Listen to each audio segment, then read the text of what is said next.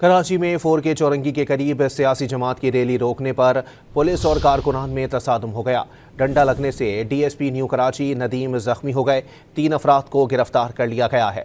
आपको अपडेट कर रहे हैं। कराची में 4K चौरंगी के करीब सियासी जमात की रैली रोकने पर पुलिस और कारकुनान में तसादुम हो गया।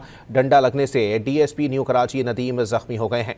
पुलिस ने फौरी तौर पर कार्रवाई करते हुए 3 अफराद को गिरफ्तार भी कर लिया है। ये कराची का इलाका है 4K चौरंगी, जिसके करीब सियासी जमात की रैली रोकने पर पुलिस और कारकुनान आपस में गुत्थम गुत्था हो गए। डंडा लगने से DSP न्यू कराची जख्मी हो गए हैं।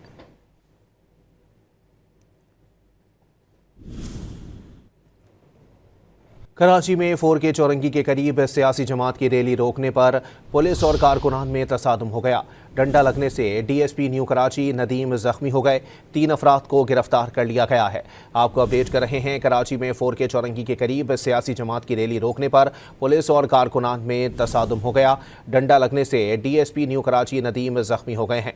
पुलिस ने फौरी तौर पर कार्रवाई करते हुए 3 अफराद को गिरफ्तार भी कर लिया है। ये कराची का इलाका है 4K चौरंगी, जिसके करीब सियासी जमात की रैली रोकने पर पुलिस और कारकुनान आपस में गुत्थम गुत्था हो गए। डंडा लगने से DSP न्यू कराची जख्मी हो गए हैं।